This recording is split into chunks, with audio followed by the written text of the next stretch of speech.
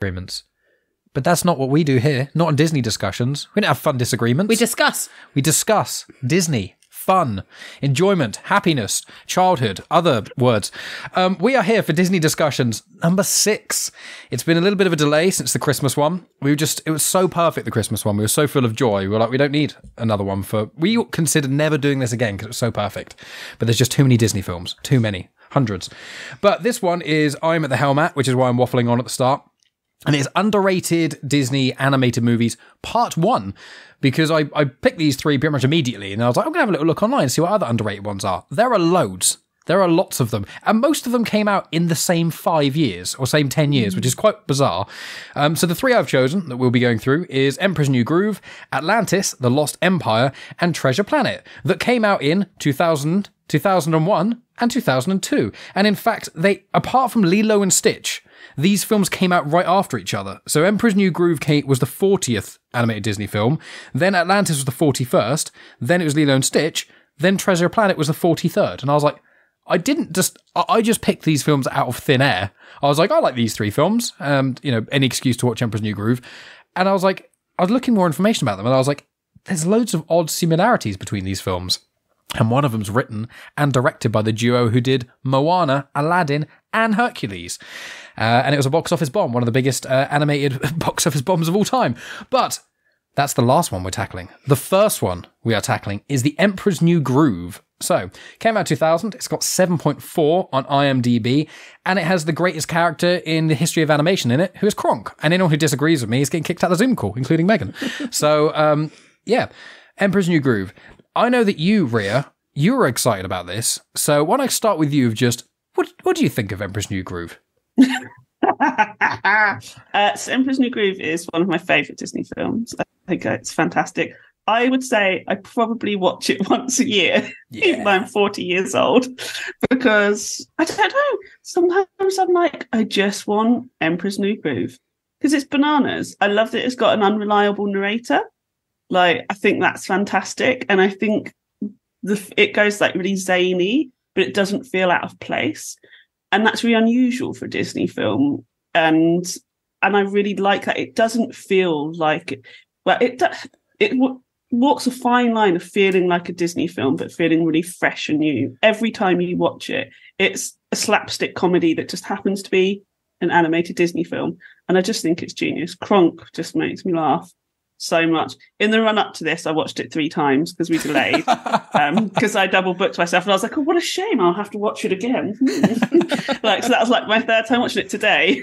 I watched it during my lunch break, and I was just like, it's just so good. I'm never not entertained. It's always funny as well. Now, it's so funny. I can't get my 4-year-old to sit and watch it. She's just not, it's just not for her. And I find that really interesting. I haven't really explored why she's not interested. And it's not like just because she likes princesses or things like that, because she likes the whole range of Disney films. There's just, I don't know if it's just something about it that she just doesn't get what the story's trying to do or anything like that. Because I'm like, she loves a bit of slapstick. She loves something a bit zany. I thought she'd be laughing away. But every time I try to get her watch it, she's just not interested, which I find really interesting. Which is the same for the other 2 films. Absolutely no interest. And so I find that really interesting. But for me as an adult, I think it's absolute genius. I could just watch it all the time. Every month I could probably watch it. I always forget how much I enjoy it. There's actually a series which is The Emperor's New School, which is set after this, and the series is banging as well. It's so good. I remember it as being one of my favourite weird B-list Disney animated things, because you realise, especially when you look through a lot of these, every animated Disney film that makes a certain amount of money above its budget, they have got massive plans for. Most of them were cancelled for Atlantis and Treasure Island. In fact, huge amounts were, but we'll get onto those. But yeah, when you watch some of these, most of the animated shows that were on the Disney Channel are pretty rubbish. But The Emperor's New School was really good. And Cusco is still an unbearable jerk in it, which works. I will say, so great. That's what. So yeah, sorry, Dan. I've just go ahead. Some more things to say. So that's what I like. He even at the end, he's still a knobhead. And that's okay, but he's a nice knobhead, and he becomes a nice knobhead rather than a complete unbearable jerk.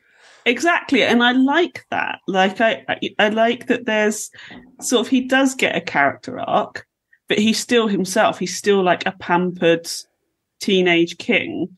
And I think the voice work, I usually don't like animation that has actors doing voice work, because I think it's a very unique skill, and I think people who do voice work are incredibly talented.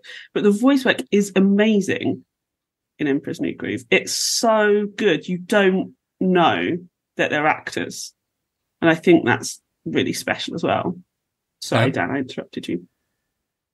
I was going to say, we covered shit Disney sequels. Kronk's New Groove, I didn't even finish, unfortunately. I thought that was dreadful. I only watched it like once, ages ago, and I enjoyed it because it's got Kronk in it, but I'm pretty sure if I rewatch it, it's going to be lots of little Kronk moments I enjoy, and the rest of it is unbearable. I think they overdo the angel and devil bit if I recall. Probably. It's just bad. I'm blocking it from my mind because I know how bad it was. As an actor, I love Patrick Warburton. His delivery, his dry sense of humor. I've loved him in Family Guy. He's Joe in Family Guy. He was a live action Tick. There was a short lived TV show where he played the Tick, and again I thought he was perfect. Wait, is this the guy with the deep voice? Yeah. Kronk's voice. Yeah, he's got like a really deep, recognizable. He's in the Bee movie. Yes, that is him as well. I've never Absolutely. seen the Bee movie. Yeah, I've not seen it either, but I've heard him in a clip or a He's trailer also in a TV program with David Spade, isn't he? Probably. Isn't that? Probably. I don't know everything. I'm going to check that. I do not know his entire IMDb. Damn it, Dan. You should. I thought you were the ultimate contributor since What's the his name? Terrifier, Patrick Warburton. Since the Terrifier, we just think that every IMDb trivia of anything you cover on your show is on there because I did the research. No other fucker did it. He's in a show called Rules of Engagement with David Spade. Yes, I do remember that show. And David Spade is Cusco as well. So Oh shit, yeah. I was going to say because he does a lot of voice work as well, David Spade. You should know that, Megan. You should know that. I'm sorry. Come on, Megan. Oh, IMDb it. Come on. I covered this way back when me and Natalie did our own Disney discussion when we were talking about feminist villains. And Episode 0, -1, whatever you want to call it. But we talked about it in depth. We talked about. I love Yzma. I think Yzma is one of the best Disney characters. Probably the last really good Disney villain I think we've had. That's not like surprise villain that we don't know it's coming, like an out and out villain, but also you understand where she's coming from. She has enough of a character, and you understand why she feels, why she has to kill him, but then also, she's doing all these really horrific things, and the voice work from Eartha Kitt is like it's dynamite. It's absolutely dynamite. One of the biggest regrets I think this film does is she had a song in the film and they cut it out. And if you haven't heard it, go and listen to it. I can't remember what it's called, but it's about show notes. It's about blotting out the sun, because she basically that's why she's so pale, because she was told, her dad, who was an undertaker and a magician and all sorts, said, stay out of the sun and you'll be young forever. You'll look young and beautiful. That's why she's so pale in the film. And it's a wonderful, like, absolute banger of a song. Like, it's so entertaining, and it didn't really fit the story in the way that it turned out, because I know this film had a lot of production issues and problems and rewrites and reworkings, retoolings. And I just love the character. I love the background. I love her relationship with Kronk. I love her relationship with Kuzco. I just think she's, and she has the classic kind of Disney villain colors, the black and the purple. And yeah, I love the film. And every time I watch it, I enjoy it more and more. And I get more and more from it. I think it's a very intelligent story. I think the most underrated performance is John Goodman, I think. I was going to mention him. I forgot it was his voice. I was like... Sully. Yeah, that's right. And he just fits Patcher so well. And I love John Goodman as well. I just think pretty much everything I see him in live action or animated, I'm just like, his voice is... Oh, I just love hearing it. And I think because we have so many great vocal performances in this, you can sort of forget him, but he is there to ground the entire story as well. And I love his family as well. I love that. Yeah. I think this is the first time a Disney mum is alive, maybe for one, and then she's also heavily pregnant. but also her and her kids know how to handle themselves as well. Like, I love that. I love that, they're all equal in this family and working together and it's a wonderful film. I can't praise it higher enough. Mm-hmm. I agree. I think of the three here I've chosen, I think this is the highlight. And I think of the underrated Disney films, this is probably some of those weird ones where I think this should be among the greats like Hercules and Aladdin and all those stuff, but it's not. It's kind of held in this B, C list area. But the other ones are, and there's reasons for them, and I think they're underrated in different ways. But I think this is like a real hidden gem. But Megan, what do you think of this? Did you watch this when you've seen it before? This is when people are going to get mad at me. You don't like it as much. So the first time I watched The Emperor's New Groove was when I was at uni, I think. So it must have been 2012, and I like it. I feel like for me, it got so hyped up that I actually thought it was overrated. Because I find that everybody that I've spoken to about The Emperor's New Groove fucking love The Emperor's New Groove. So it kind of, I know that it's not the same kind of film at all, but it kind of makes me think like Anchorman, for example, where it's one of those films that everyone's like, oh my God, Anchorman's amazing. It's the best film ever. And then you watch it and it's like, is it though? Like, it's not actually that good. I feel like I think I've seen it twice with you. Yeah, I think we watched it, and I think maybe during COVID or something. Yeah, I think I'm the same as Dan in that each time I watch it, I do enjoy it a little bit more, but it is weird, and we all know that I'm not the biggest fan of weird films. What is it that you consider out this? It's just quirky. Outside of all the other weird Disney films. It's just very, very quirky and zany, and I'm not a massive fan of slapstick comedy anyway. Do you like the meta humor and like them making fun of stuff like the map moment where they can see the arrows on the map and then they're like, how did you get here first? Oh, it makes no sense. That stuff I like. Yeah, that's funny. Like that stuff? I enjoy that. That's funny. That's one of my favorite bits. When he's talking to the camera, the breaking the fourth wall sort of stuff. Yeah, I mean, I just find Cusco unbearable. Oh, he is. But, you're supposed to. I know, but I find it really difficult watching stuff like that where you're meant to like the character that is insufferable. But you're not. It's like SpongeBob. I find him so fucking irritating that I don't understand why people love SpongeBob so much. Well, no one who loves I love SpongeBob. I'm a massive SpongeBob fan, but I don't like SpongeBob as a character. He's unbearable. But what's funny is when you're a kid, you're like, oh, that's silly. But when you grow up, you're like, Squidward's the normal one here. Yeah. And he gets so annoyed. And could you imagine having a neighbour like SpongeBob? It would drive you insane. So when you grow up, it becomes funny because you relate more to Squidward.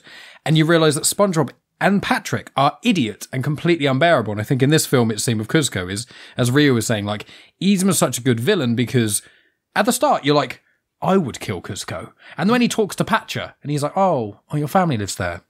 Water park, and it's just like, and Patcher's like trying to have a heart to heart with him, and he's like, I don't care. Cusco's just he's a bit too extra for me. Yeah, but I do like the fact that it's all like to do with like is it set in Peru? Is it Peru? I think that's where llamas are from, isn't it? So I think it's like I think all of the like Maya-y Aztec-y stuff I really like. That's cool. It's probably one of the first films that they actually introduced like a different culture like that into the Disney franchise, which is appropriating it. I think you've hit the nail on the head in regards to the real villain in this. I think Cusco is the real villain because he causes all the problems. He causes his own downfall. He causes all this. He causes all of him getting attacked by jaguars and bats and spiders and whatever else attacks him. It's all like even Patcher says, oh, all these great decisions you're making are getting yourself bloody killed and falling down ravines and stuff. This is all you. It's your fault. Yeah. I do. Patcher's probably my favourite character, though. He's the heart of the film. He's just so nice. He's just a nice person. Like, even when Cusco's like a llama, or is he an alpaca? What animal is he? Llama. He is a llama. And then he's like going into the woods, and then he's like, ugh. I can't let him die. So I have to go after him. I just can't let him die.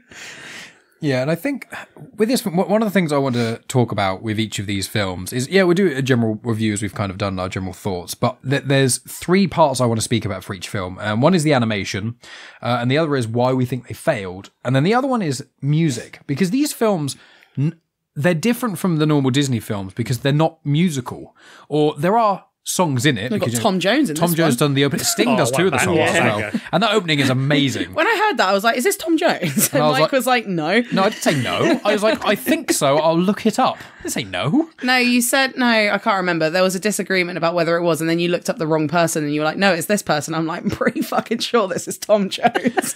I looked up, I did look up something and I was like, oh, it's not. And then, looked more into it. But Sting does two other songs as well. But like these three films, this is the most musical of them. I think the next two films barely have any music in. Treasure Island. They feature some songs, but they're not like classic Disney musicals, like Hercules or Aladdin or Lion King, like the soundtracks to those movies. Or even Tarzan. Like Tarzan features Phil Collins' music throughout, but like Sting's music they kind of put it at the end because it doesn't really fit. Yeah. And then I think you've got Goo Goo Dolls song in Treasure Planet. Is that the one that they play? It might be. I wasn't a fan of the music they used in Treasure Planet. No, to be honest, I didn't think a lot of it worked and things. But if we speak about the animation, really, because each of these films has quite a unique animation style. I think really sets it high. I mean, especially Treasure Planet, I think. But with this film, so Rhea, animation and stuff, for me, the laboratory really screamed out for me and things, and a lot of the background stuff. But what did you think when you watch it visually? What do you kind of take in from this film? What do I take in visually from this film? Or any comments at all to do with it? Such an interesting departure from the classic Disney animation that you're used to. And I do think that when you first watch it, it's quite off-putting, because I think it feels a bit Looney Tunes rather than Disney. That's a good point. And you get that feeling throughout. There's a lot of wackiness with, and suddenly now they have like a axe or a hammer that's appeared from nowhere, like the little squirrel does that, and you're like, how, like, that's weird. So I think Disney quite often, although it's animation, makes everything sort of real worldish, like a character doesn't just magically produce something and things like that. And so it feels very different to that classic style. The more I watch it, the more I enjoy it, and the more I think that's to do with like how they are trying to bring the unreliable narrator to life visually. So I find the more I watch, the more I'm enjoying it, and the more I find that sort of like stronger. But I think that's one of the weirdest things about it. It doesn't feel really polished. Like, it doesn't feel like it's, this is going to be our big tentpole Disney film for the year. It sort of does kind of feel like, we've still got some animators hanging around. Let's whack out a film. And for me, that works. But I can see why it doesn't. If you're going for a particular thing, you're going to enjoy a particular thing. And I think that's, for me, I wonder why that's... I wonder if that's why one of the reasons it's underrated or not as popular as some of the other ones. I find the animation a little bit jarring. I think that might be, you might hit the nail on the head, because Warner Brothers and Looney Tunes are very chaotic and anarchic, and they do pull out weapons, and there is violence, there is cartoony violence, and they're in different costumes all of a sudden, and it is I think that is the best word to describe it, is zany. And I can see why people didn't necessarily gravitate maybe to it, because again, we're coming out, you've got to think about where we are with Disney. We're coming out of that Disney Renaissance era. We're coming out of Beauty and the Beast. We're coming out of Little Mermaid, Hercules, and all those, Aladdin. It's a very different era, and to have something like this, which is so different, is it might have been quite jarring at the time. So I can understand why people wouldn't get into it because of those reasons. And again, it's kind of, I don't know, it's a bit sitcom-y in a way. There's something about it where it's more, and it's probably a bit more cerebral as well. Maybe that's why maybe some kids didn't get on board with it, because it's quite a kind of it's it's not as visual as kind of The Little Mermaid or something, where it's like, oh, this is the thing, and that's why she has legs and all that. So maybe, I don't know. But yeah, there's definitely something in what Ria just said. Absolutely. I wonder if part of this is, and I think with all three of these films again, is how do you market this film without spoiling it? And I know this is a vastly different film, but like Fight Club, for example. Fight Club did terribly at the cinema because, and it's hard, if you recommend someone who's not seen Fight Club, how do you recommend Fight Club without spoiling the twist? You don't. You can't even, you hate Fight Club. It. Shut up.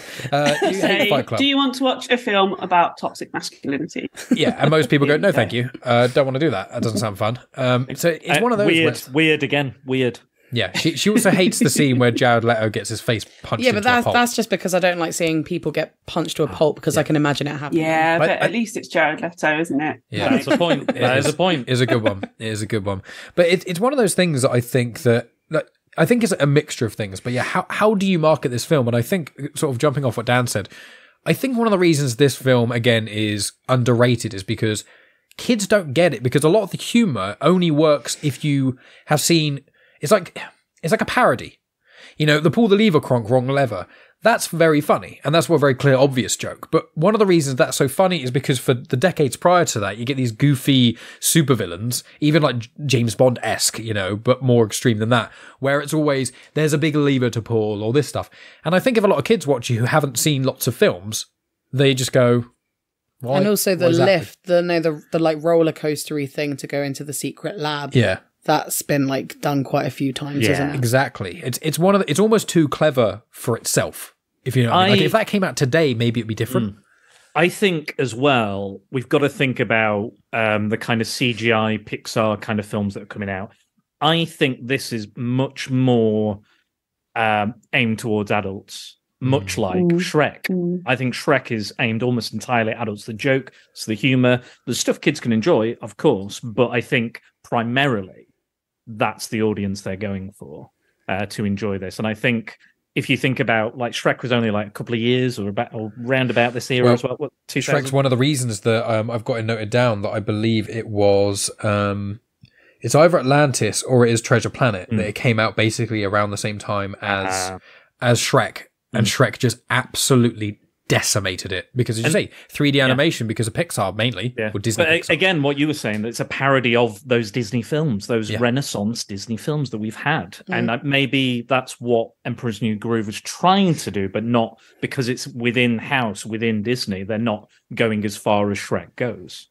Yeah, it's interesting, but I've got the note here for the Emperor's New Groove. It cost about 100 million to make, and it made 169 million at the box office. So it did fairly well. It did fairly well. I think it was one of those films that, once again, once it had come out, it had a lot more of a cult following to it. But I never saw this at the cinema. Obviously, me and Megan were a bit younger when this came out, but like I didn't watch this for years, and I think I didn't watch this till I was a teenager. And I think, leading with what Megan said before, where it's overrated, I think one of the reasons this film works so well is because you're like, Emperor's New Groove, and I can't remember what the trailer is, but like, what? Some dickhead becomes a llama. What? This is going to be awful. And then you watch it and you go, this is genius.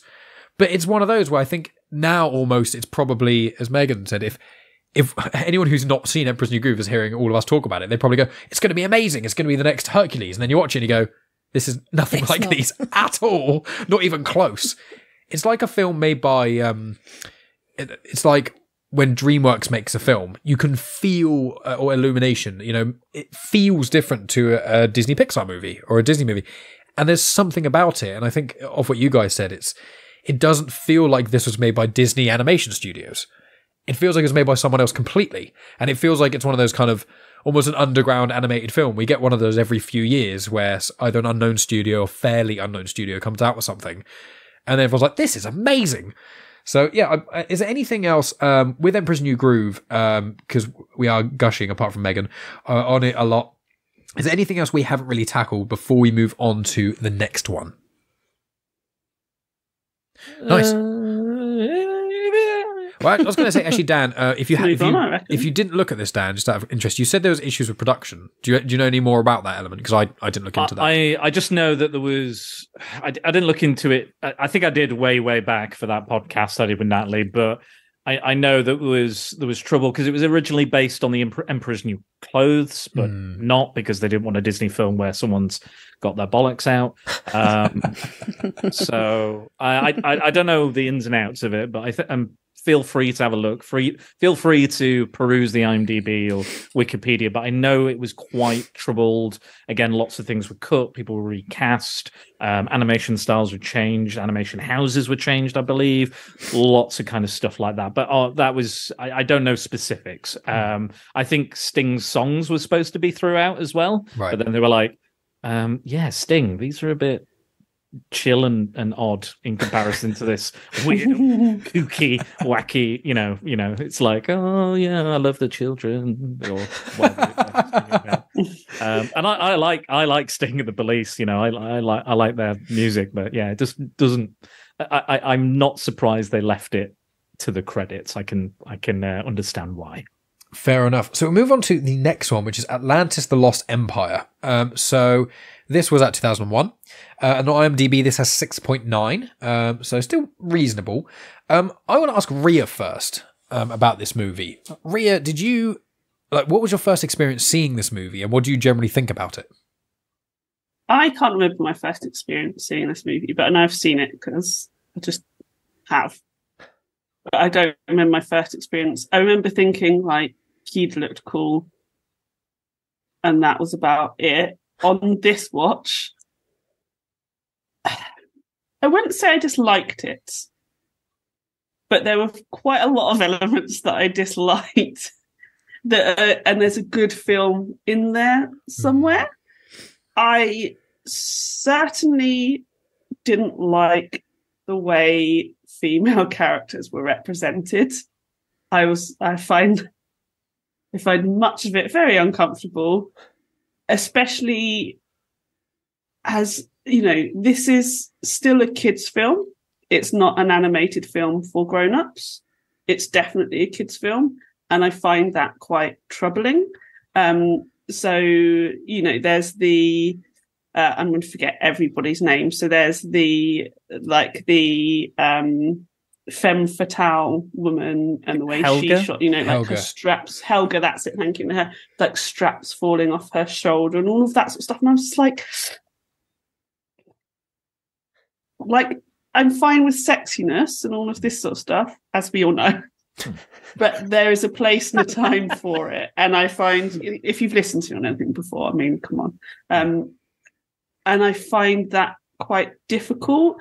I find the representation of people from Atlantis, I don't know what's going on there. I can't tell if it's like white people trying to represent an ancient culture and how well that hits, especially when the women in the ancient culture are sexy and wear very little clothing and have giant tits held up by nothing. There's just some elements of it that I find quite uncomfortable, which is a shame because I do think it's a good action adventure romp. Like, I think there's a really nice story in there. I like that both this and Treasure Planet have male protagonists. I really like that. I find that quite refreshing. And I like that it's about adventure and finding your own place in the world. Like, it slightly annoys me that men just kind of get to do that and go and have adventures. Women in Disney films have to go and do that to find a husband. Especially, when we're talking about the classic era of Disney. I think the voice work is iffy. I think some of it's really good. I think some of it's not great. I think the animation, some of it's very raw and not refined. But I think there is a really fun, if messy, story in there, so that I don't hate it. It clips along at a nice pace, but it's not one that I'm really interested in revisiting. It's a very strange film. The pacing, so I'd love especially. to hear what you all think of it. Yeah, the pacing is weird. Well, the reason I chose these three films, Emperor's New Groove, is because it's one of my favourites, and it's just any excuse to watch that, really. With Atlantis and Treasure Planet, I'd only seen each of those once, I think. But the main reason I remember both of them is because I had video games to do with them. So I had a Game Boy Advance game of Atlantis: The Lost Empire. That was actually quite fun. It was quite difficult. You know, there's that weird era of video games. You know, people who've played the Lion King game or the Aladdin game is like from like the 90s and early 2000s. It's like, here's a video game adaptation for kids. And then it's like the first 2 levels are quite easy. And then after that, it's absolutely impossible. The Lion King game is so insanely disgustingly difficult. It's like impossible to complete. It's so hard. I gave up. So Mike got it for me because it was on the Switch, wasn't it? Came out on the Switch. So it was Aladdin and The Lion King. Aladdin I managed to complete only because it had a rewind thing. So you could like rewind by like a few seconds and then try and do that bit again. The Lion King I literally gave up. And it has that on it. I went onto YouTube to see how I could fucking do it and I couldn't do it. But there were videos of people saying, I've been trying I can't this. do this. So they're like pro gamers who've been playing who can play like Dark Souls or these kind of other games and lots of platformers and stuff. Dark Souls isn't a platformer, but you know what I mean? And it's like people going like, even with the Switch thing where you can, because the games are so difficult, they basically said the extra buttons just let you cheat. And it's so difficult, even being able to rewind every few seconds. I'm like, Lion King is near on impossible. I think the guy we were watching said it took him about 3 hours to finish the last level. Throw the remote into the TV. Yeah, which did happen, I think, to a lot of kids. So this game, so Treasure Planet... Not me, I didn't throw the remote into the TV. No, thank God, because it was a Switch and that was during COVID. And that would have cost us quite a bit of dinero. But, so I kind of want an excuse to rewatch these 2 films because I only had vague memories of them. And one of the things I found quite interesting about Atlantis is I love when films go all in like Avatar did, which is they create a whole new language. And the gentleman who did this actually created the language for the Klingons in Star Trek. Yeah. And the main character in this, Milo, the first like, concept art of him is based on this gentleman who I had the name but make a mistake in my notebook. So I was trying to gerrymander. Mark Okrand. And so the big circular glasses, that's what he has and things. And this film has the highest body count of any Disney film. And we were watching it, and I was like, this is like Titanic levels. There's bits where people are like, really help violent. Me, and then like a steel door comes down, and then the scene changes. You're like, oh, that guy's fucking dead. And there's so much death in this blood. Film. Yeah, because he gets stabbed, doesn't he? And he like wipes it, and it's like... He gets punched in the face as well. Helga falls off the air balloon, herself. And she's just like all like broken at the bottom and can just about reach the flare gun. And you're like, okay. But one of the things I found most interesting when I was looking into this is that the main sort of designer, concept designer, and someone who's a producer on this is Mike Mignola. Now, he created Hellboy, for anyone listening. So he created Hellboy, and he's been involved in a degree of other Disney stuff. He was involved in Brave as well. And he's also involved as a concept artist for Blade 2, which I haven't shown Megan Blade 2 yet. Blade 1 I've shown her, but Blade 2 by Gil del Toro is one of my favourite films ever. It's weird. Get ready. It's very weird. It's a weird vampire film by Gil del Toro. And Megan hates Pan's Labyrinth as well. I fucking hate Pan's Labyrinth. Yeah, and Hellboy, funnily enough. Hellboy's directed. Pan's Labyrinth? Because it's fucking weird. Yeah, it's too weird. And also, sorry. And it was the film. Brain, sorry. Beauty and the Beast. Beauty and the Beast is fine. Shagging a dog man, that's fine. Talking teapots and loads of teacups. Speaking of shagging a dog man. Speaking of shagging a dog man. What a segue! I had to do puberty with my tutor group the other day, and I did this anonymous website where they could scan a QR code and then ask me questions anonymously. Some of them, normal questions. What's masturbation? What's circumcision? One kid, obviously, being a dickhead, what happens if a man and a dog have sex? Does it create a dog baby? To which I didn't answer, obviously. I didn't even acknowledge the question. But that's the segue. Pan's Labyrinth was also one of those films when I was at college. If my college teacher wasn't there, everybody, he was like, oh, let's just put Pan's Labyrinth on. It's like, I don't want to watch this weird film again. Like, this that thing, isn't it? Oh, yeah, he's great. My main thing I remember about Pan's Labyrinth is the cheek slicing scene. Yeah, it's the whiskey. And it's the bit where his mouth just opens up. That fucking bit. That's Miley's fucking favourite bit. What I don't remember this film. The bit where the soldiers are all lined up and the general gets like a glass bottle and just fucking just pushes it in the guy's face. Yeah. and just absolutely mashes him. Well, there's another Did it reason look that I like don't you were like just it. doing a really aggressive wank then? And I was like, I don't remember that in the film. If a man and a baby, if a man and a dog have sex, does it create a man baby? That's my impression of that. That's how that goes. But Very aggressive wank. Not my first rodeo. not your first Disney discussions either. But that explains, like, with Mike Mignola being involved in this, it really absolutely. explains a lot of the art style. And although I do agree with Rhea, I feel like some of this is raw, and I feel like it's probably...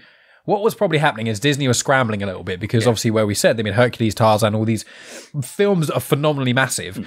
And then they were like, Emperor's New Groove. Oh, that didn't land quite well. Here's another one. Oh, it didn't quite land. And I feel like every one that didn't land, they were putting more pressure on the next one. And the problem is, it feels like some of these were unfinished and rushed in certain ways. And I feel like Atlantis is two separate films. I feel like one is like a really brutal, like pre-war adventure movie made for like adults. And the other one is like this film about like this adventure and finding this unknown civilization, and they're two kind of different, and they've kind of gone bloop. And there's scenes in this and you go, this is a kids movie, this is like horrendous, and then there's other parts and you go, what is happening? And the weird thing is about this film is the humor, because I originally with Emperor's New Groove I was like, oh, I'll try and make categories similar for each of these. The humor in this film, I thought this film was really funny. I think it's quite funny. It's got some very clever dialogue in it. Like Michael J. like Fox. the humour. I thought it was hilarious. But Treasure Planet it audibly doesn't, though. it actively made me laugh out loud. Well, one or two of the lines. I had a bet with myself that you, Megan, loved Mole Man. I fucking hated Mole Man. He was so Did you? annoying. I thought you would love him. He's too weird, Rhea. He's too weird. He's too weird. I liked all of his I think dirt. he's really funny. I liked his dirt with all the little flags in them. You like the old woman announcer, didn't you? You thought she was hilarious. I With a cigarette. Yeah, She's funny. She reminded is me so of oh bloody hell, what's her name? The one from Monsters Inc. Roz. Mike Wazowski. Mike Wazowski. You didn't file your paperwork. Mole Man, I found irritating. He was too weird. And I also don't like that they were like, don't ask him about his story. You weren't supposed to tell me and you told me. You don't find out. I want to know. I loved that What's bit. his story? The campfire bit was probably my favourite part of the whole Why film. do we find out about everyone apart from Mole Man? You don't want to know. He's weird. I like the humor in it. I think it's right up my street. I think this kind of goes back to what we were saying in the dark Disney films, that Disney are again taking risks, go in for it, just go in. You know, I do agree though. I don't think this is all that good, but I think there's something in there that I really like. I will say, the opening of the film is way too fucking dark. I had to change the whole robot crab lobster thing. I didn't see any of that. It was too dark. I just couldn't make it out. Right. Oh, I thought you meant dark as in when brutal. you said dark. Like the tsunami wiping out like a whole genocide of a race of people. That's fine. I don't mind that. I don't mind that in my Disney films, genocide. It's okay. No, I meant visually. It's too dark. I had to. I tried changing the settings on my TV, and I still couldn't make out what the fuck was going on, which was really annoying. I think this is very influenced by a Disney film I've not seen, but I've heard very good things about, which is 20,000 Leagues Under the Sea. Yeah, I haven't seen that either. Which has, again, it's around the same sort of, I think it's technically further back. It's not World War One era that this is. It's further back, but again, it's about, going underwater and sea beasts and stuff. I got a real Avatar vibe from this as well, like a real like pre-Avatar. I guess it's the blue as well. That probably helped. But I really like the cast of characters. They're really diverse and really interesting. I think the humor lands for me because it's on the darker side, and I quite like the darker humor. I'm into more of the kind of darker themes of stuff, especially in these Disney films. That I'm like, oh yeah, give me more of that, please. This is really good. But I love that aspect. I think the culture aspect, this Atlantean culture aspect, considering we're going to learn, they were like, we've got to find it. We're going to find this power source. We're going to do this. We're going to do this. They barely touch on it. They barely explore this culture, this history, this anything. Also, I think that's one of my problems with it, where that's what feels off. And like, you're making an effort to they explore go this culture, but you don't really care about it. That's the weakest part of the film, is when they get there. The whole, up to the point, they're like, this is adventurous, this is cool, this is funny, the campfire scene. There was that bit where they were like, there's no bridge. So they tunnel down. Because the guy... This really ancient Milo tower. was reading the thing, he's like, this has been here for so many thousand years. And he's like, and look, I just blew it down in 10 seconds. And he does it, and I'm like, oh, that's so sad, but it's also so funny. The first half of this film, I think, is genuinely gold. I just think as soon as they get to Atlantis, everything falls apart. I've got so many lines of plot holes, and I'm like, this doesn't make sense. This wasn't explained. Aging, none of it makes any sense to me. As soon as they get there, and I'm like, it just falls apart, I think. Do we all agree that Mr. Whitmore is gay? The old man that was friends with his granddad. Yeah. Yeah, they were probably lovers. They were definitely gay. Well, they had a picture, like a massive fucking framed portrait. Yeah. And he's very upset. And they were like, we did a kiss, but we didn't like it. Oh, yeah. And the picture of them being we're totally not like that, but we are. We're totally and then no heirs or anything as well. Is like a subtle... There you go. Yeah. That's a good point. Although I didn't like the fact that when we were introduced to Cookie, I thought that was the millionaire guy undercover, pretending, because they look identical. Oh, yeah. Which one's Cookie? Cookie's the one with the raspy voice who's, Ernest, but he was the one who... the chef that was just glue. Insane. Yeah. What's this? It's a lettuce. There's only 4 food groups: whiskey, cigarettes, Lard and meat. I thought they were the same person. I was like, to be fair, I thought they were the same person to begin with. I didn't think the design. I think I think there's an experiment going on here with the animation as well, because we're going into more CG and computer generated graphics, but also we don't quite want to leave the hand-drawn style behind just yet. So I think they're doing their best to blend the two, but it doesn't really work. And I think there's a bit of that in Treasure Planet as well. There's a lot of that. I've got some tidbits about that when we get there. Ooh, tidbits. It's like the vistas are beautiful. When you're looking across a landscape or scene, it's beautiful. And I'm like, that's fantastic that they've managed to do that. And then you get this really raw animation of character movement. Did you guys notice the fingers? The fingernails looked so weird. It was like, do you know how to draw a finger? And the guy was like, yeah, we do know how to draw a finger. The fingernails are triangles, but backwards. So it's like the end of the finger is completely flat, and then it's a weird triangle. But it wasn't at the end of the finger. It was like everyone bit their nails down to the cuticle, and just loads of weird triangles. But the hands were like these square block hands. So it's like the hand-drawn animation for certain parts was a bit weaker.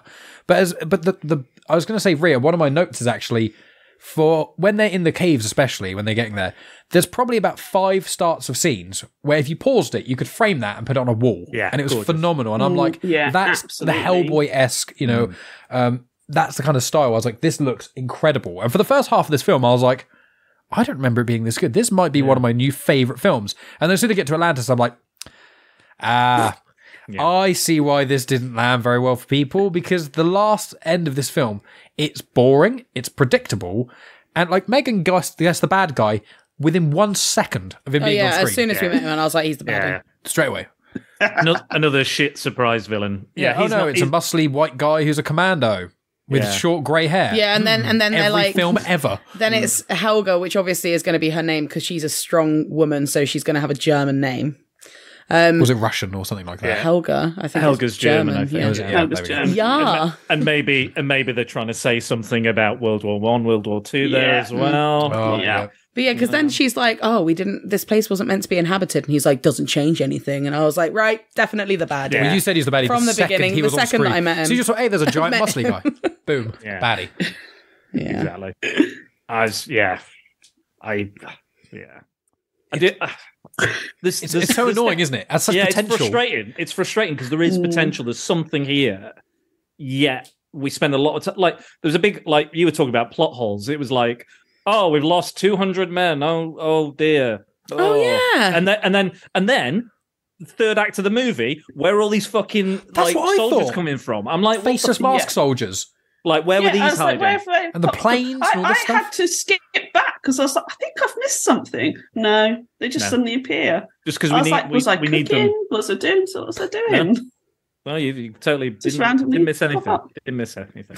But Mystical army. there's one part of the animation I really liked, which is very specific, so you guys may not remember because it's very specific. But it's when the convoy is kind of going down to the caves and things, and there's a shot where you've got 3 moving parts.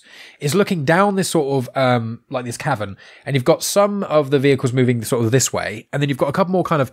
They've almost gone round a bend that's off screen and coming down, and then there's another bit that's like 3 layers, and they're all moving at the same time. And I was like, that felt so comic booky.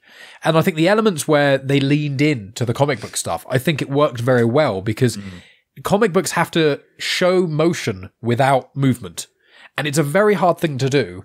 And I think comic book artists nowadays are getting a lot more used to it because they're learning from the greats who could do it.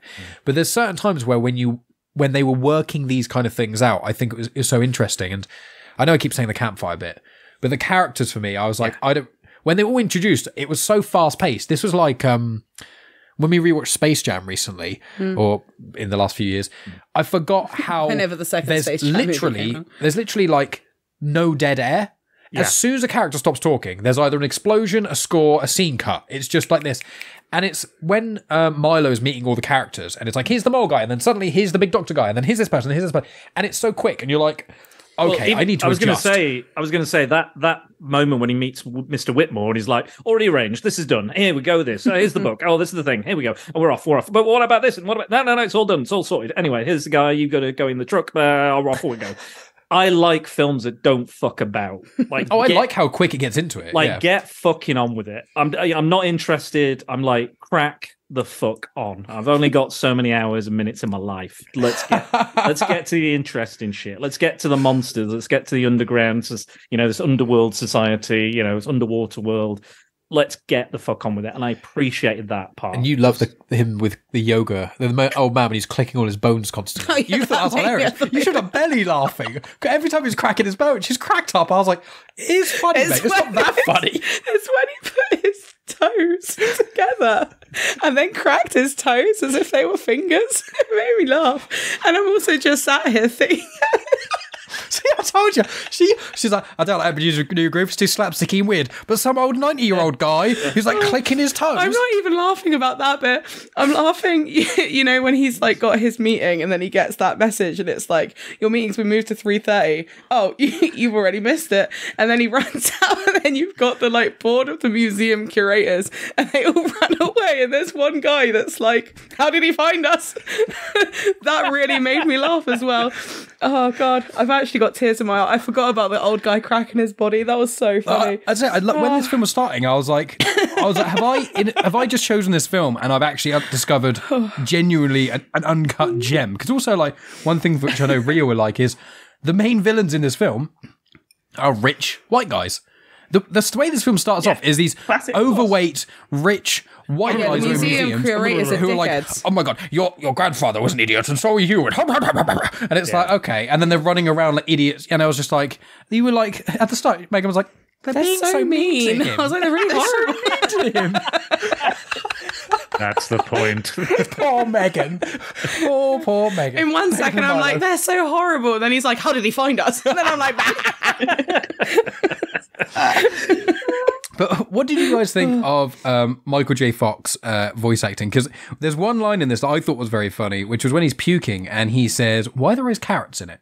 And that line was actually ad-libbed by Michael J. Fox because he's allergic to carrots. Who's Michael J. Fox? Teen Wolf. Back to the Future.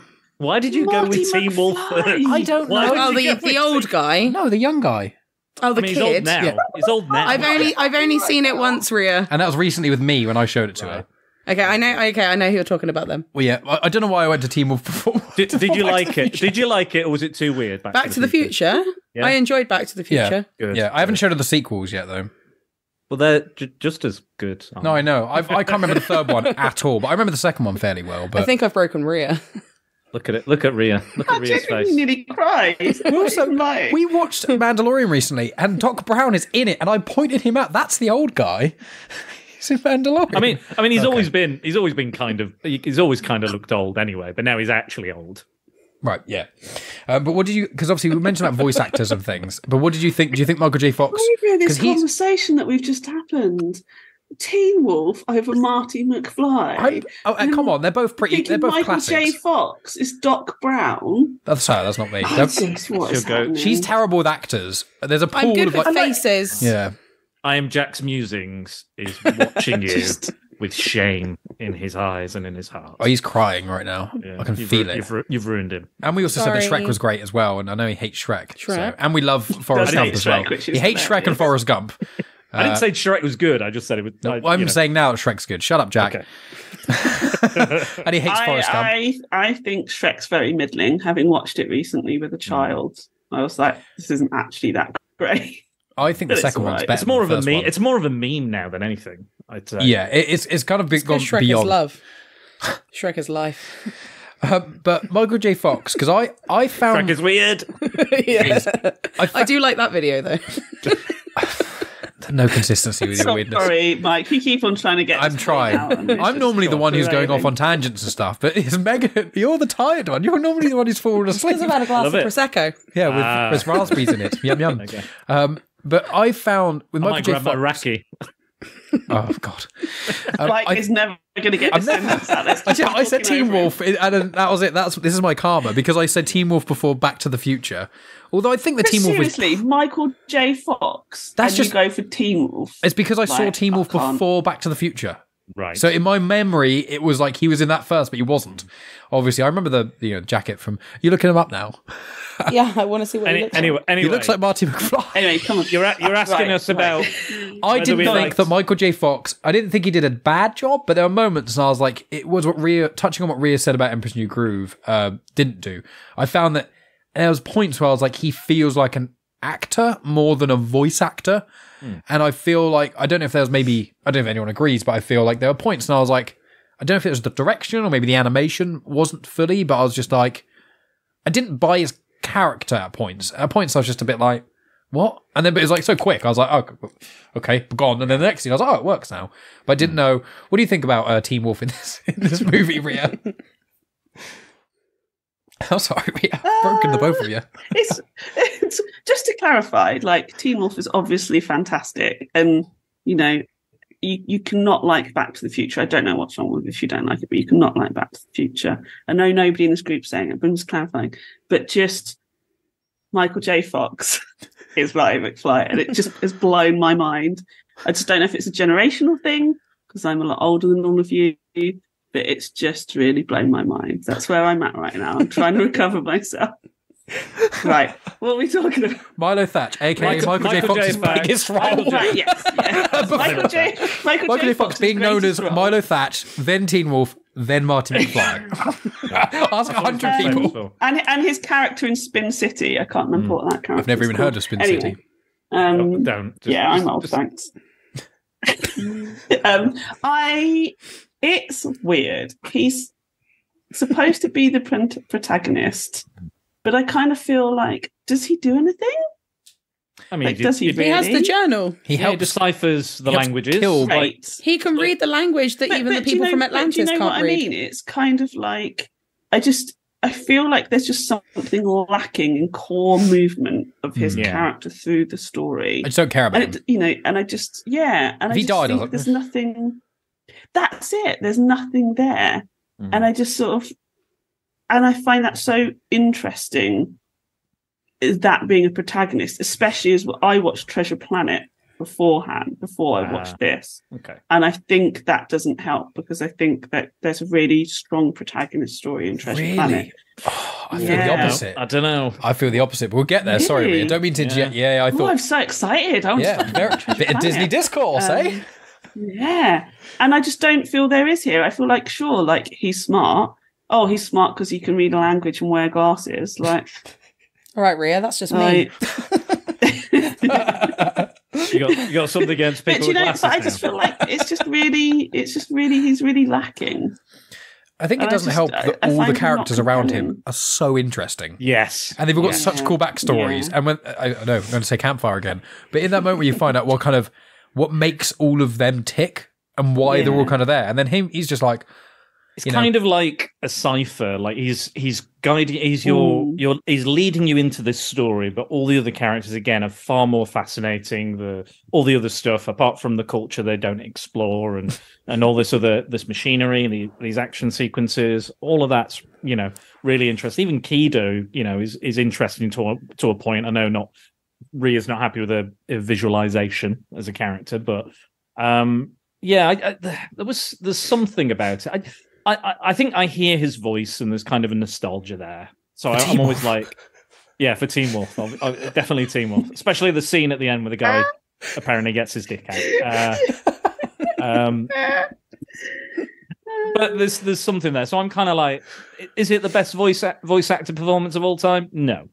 Does it do the job? Yeah, it's fine. It's fine. But yeah, there was another plot hole as well I wanted to bring up, where it's like, oh, we've forgotten how to read these languages, but you're like thousands of years old. You were there. You should still remember how to read these languages. How have you forgotten? Yeah, because I think she said that even 1,000 years ago, it was already gone, wasn't it? Oh, it was a dead language then. I think so. I thought she meant it was a dead language at that time, and he's like, "We will never use this magic again because look what I did." Yeah, no, I think she said that it was gone like even before she was, but the plot hole there is as well is because when she's talking to her dad, she's like, "Oh, we need to do this, this, and this," and he's like, "Yeah, but the people are happy," and she says, "Oh, but they don't know any better," which indicates that they've never lived outside of what Atlantis is now. Which then Mike was like, how do people age in this realm? And I was like, is it just the royal family that don't like age normally if everyone else has never experienced anything else? Then I was like, are they like Odin? Like, I was like, because they mentioned Norse mythology at the start of the movie. Yeah. And I was like, maybe the royal family are kind of like Odin and Thor in the sense that they're gods and they live longer than the people that live in the realm. But there's no real explanation for it because she says they don't know any better. If they don't know any better, then obviously 1,000 years ago they weren't alive because they didn't know what it was like prior. It's like how long with the aging? But then they've all got these crystals, and that's the idea that keeps them immortal and powers everything else. So. Yeah. But then when they reproduce, do they just get more crystals from nowhere? Do they just? There's kids at several parts that are like 5 or 10 years old. You know what it is? You know what it is, Mike? They shag dogs. Yeah, they make dog babies. But the problem is the Atlantis part should have been the most thought out bit, and it seems like they went right. We've thought out a language. We've literally created a language for this, and that's it. And you're like, I'm sorry, what? And I was just like, it doesn't. For me, I was like, okay, her dad was like, I don't know, 50 odd when he saved her when she was a kid, and then he looks about 90, but she looks about 20. And I'm like, how does aging work here? Why are there kids down here? What? And also, here's the thing. She's like 8,000 years old. Okay. How has she not found a suitor? Okay. How? How was someone... She's an independent woman. Excuse me, she's not an independent woman because she falls in love with the white saviour who comes down with glasses, who literally talks to her for about 2 hours. He's exotic, all right? Yeah. Is he exotic? He's sexy. He's bland. Yeah. He's like a blank notebook. But, not the exciting part where you get a new notebook and get to write in it and figure out what you want to use it for. None of that. He's like a blank notebook that someone's written on the first page, but they've written, like, their name. And you're like, great, now I can't have the satisfaction of the first page. I like notebooks, shut up. But not Milo Thatch, I don't like him. He's boring. But, like, how is she Mike's got a very specific kink. Notebooks. Paper cuts only from fresh notebooks. Only from fresh notebooks. Ring binders. Ooh. Yeah, this. Oh yeah. Oof. Gets me going. But it doesn't. Not weird at all. Not weird at all. No, not weird because that would upset Megan. If a man has sex with a notebook, does it make a notebook baby? It's a lot of paper cuts. It makes a little origami person from Cuba and the Two It makes a notary. That's what it makes. Oh, very good. Very good. But the Atlantis thing, none of it makes any sense. And also the fact where he was like, oh, how do these machines work? You put the thing in, you twist it, with your hand on there. And I'm like, you've had 8,000 years. I'd have put my knob on there in 8,000 years if I couldn't figure out how it works. You've got so much time. How have you not figured what a big panel that you think, yeah, I'll try and put my hand on that and it did nothing. Try putting the crystal where they did nothing. Try and do them both at the same time. How did you do that? Stop yelling. You advanced civilization. You white people with your brilliant ideas that came around and saved us. It's like our poor... It's because they can't read the language, oh my Michael. God. I'm also like, in 8,000 years... They forgot how to read the manual. In 8,000 years, you can literally create a language. The guy who made the language for this, it didn't take him 8,000 years to write the language for Atlantis. In that time, if you thought, we've lost language, we don't know how to write, but we're basically immortal, wouldn't you just go, why don't we just try and figure this out? Well, we know by words that thing over there is called water. There's going to be something around here that references water. Surely, you find how people realise dead languages. You just need to know a couple of consonants or vowels or something similar. That's how Milo works it out. How have you lived there for 8,000 years and can't work out how to read your own fucking language? I was just like, this makes... so angry. It pissed me off. Mike, I think you're coming across a bit racist to Atlanteans now. I just don't get it. It's so frustrating. You need to respect their poorly explained culture. I would say Mike is actually not doing that. Mike is actually saying how racist white people are. Because they're the villains. Who created this? Who comes down exactly as the white savior? It's right. What are we as white society? To be honest, this film is what I think Pocahontas should have been, like just mass death and just what it actually was in the time. An accurate depiction of that story, as opposed to Well, I will say, this film did do one thing, which was the doctor called Sweet.